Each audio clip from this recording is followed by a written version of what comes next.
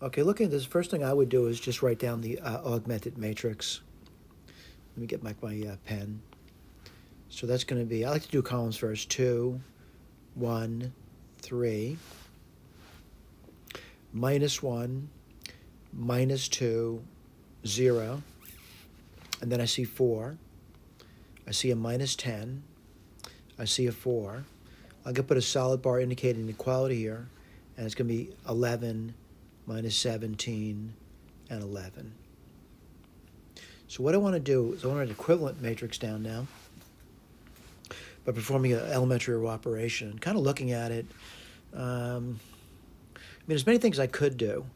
I'm gonna say, minus 2 row 2 plus row 1 and give it to row 2.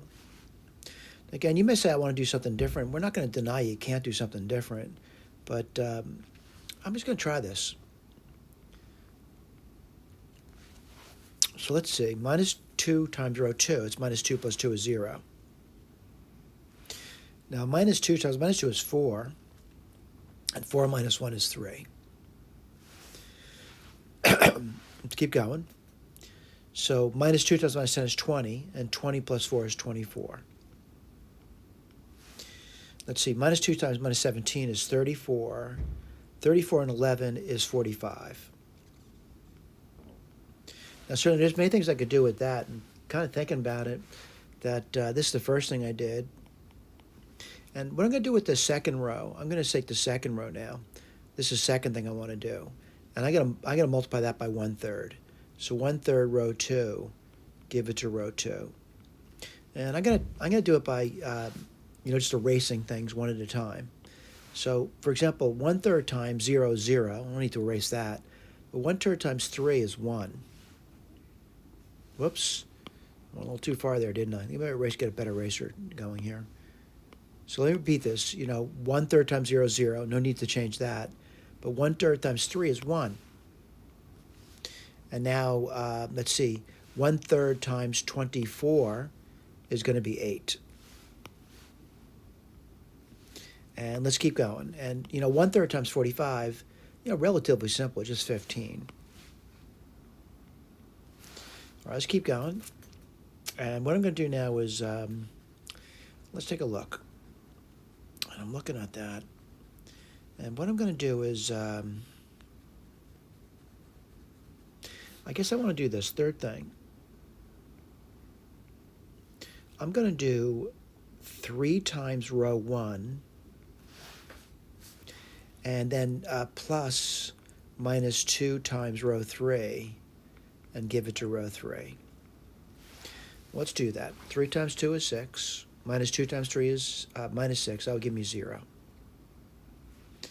All right, let's say 3 times -1 is -3.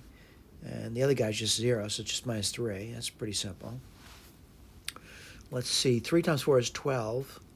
And -2 times 4 is -8. So that's going to give me 4. And let's see, 3 times 11 is 33. And -2 times 11 is -22, so I get 11. All right, I'm getting close to a solution to the problem. And what I'm going to do is, might seem a little strange to you, but I'm going to say this is the last move I'm going to make. And then we'll write down the reduced row echelon form after I do that. Let's see.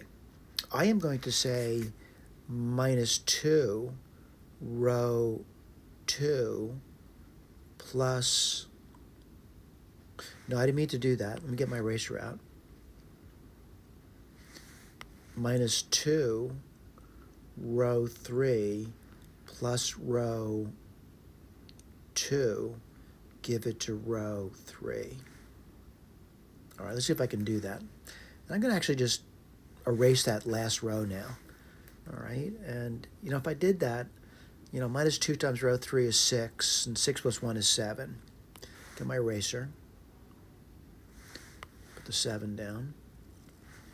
And let's see, -2 times 4 is -8, and -8 plus 8 is nothing. All right, let's see. Minus 2 times 11, minus 22, plus 15 is going to be minus 7.